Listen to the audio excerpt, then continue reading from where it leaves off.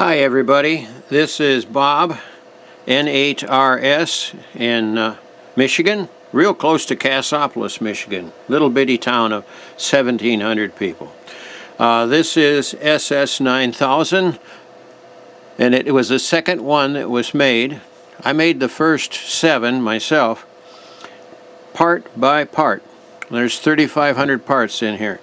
Anyhow, through a strange series of events, I have wound up with SS9000 number 1 and number 2 here. I obtained this one first on eBay, believe it or not. And anyhow, it was in bad shape, and I fixed it all up, and I even painted the chassis and stuff like that. It's really nice now. But I wanted to show you guys. I was looking through the service manual that I had made notes in back in 1982, and I see the notes in there. The one note I made was how to have incremental tuning on your receive and your transmit.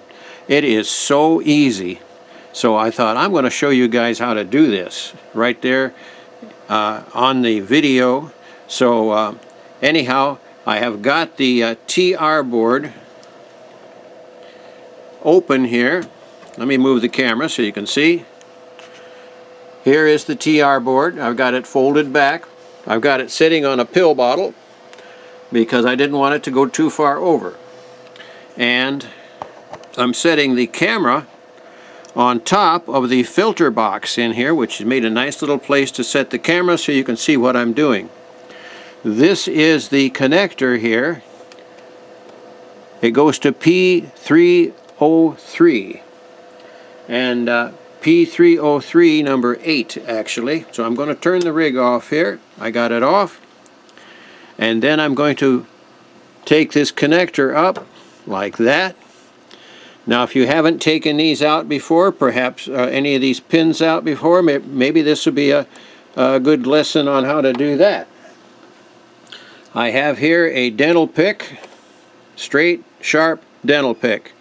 And this was given to me by my dentist as he was working on my teeth, and he's using a dental pick. I just banged the camera. And he said,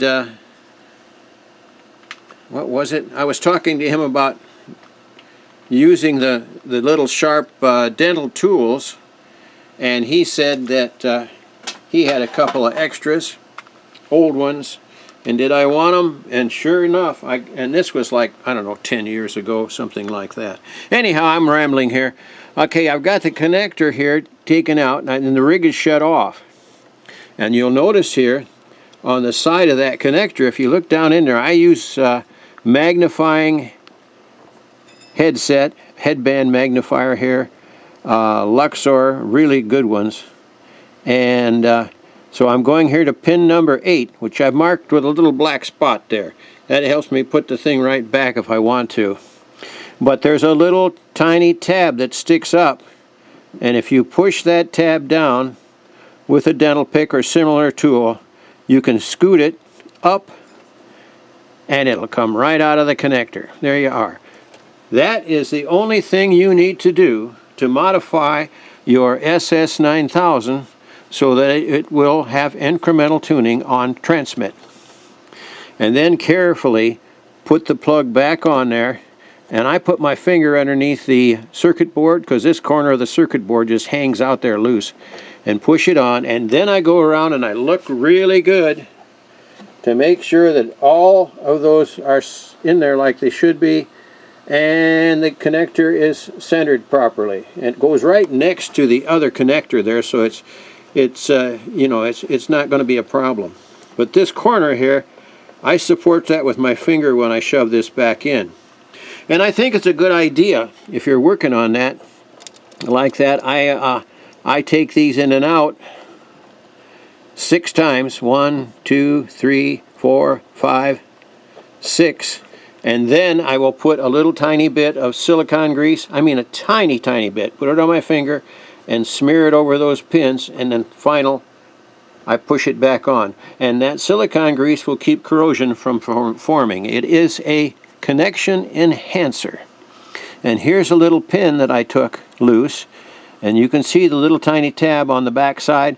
Sometimes when you take these apart and you have to get in there with your dental pick or a very tiny jeweler screwdriver, you have to pry that little tiny tab out a little bit so that it will snap back nice into the what I call the connector holder or the connector body. So, okay, we've got that out. So I have here a piece of clear heat shrink. So I'm just going to put a piece of clear heat shrink over that, like so. And I've got my heat shrink gun here. And I'm going to shrink that down. I'm going to hold it up so I'm not putting that heat gun blast directly on the circuit board.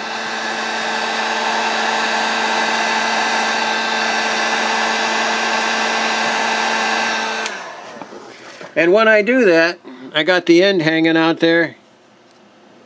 I'll squeeze it with my fingers. And that seals the end up. So that is all insulated now. You could do that with a piece of tape too. And some good electrical tape. I like the gray tape by Scotch 33, I think it is. And that works really good. I was talking pretty loud here, real close to the camera, so I hope the audio isn't blasting too much. Anyhow, got that on there like that. So I'm going to move the camera out of the way, and I'm going to fold the TR board back into operating position. There we go.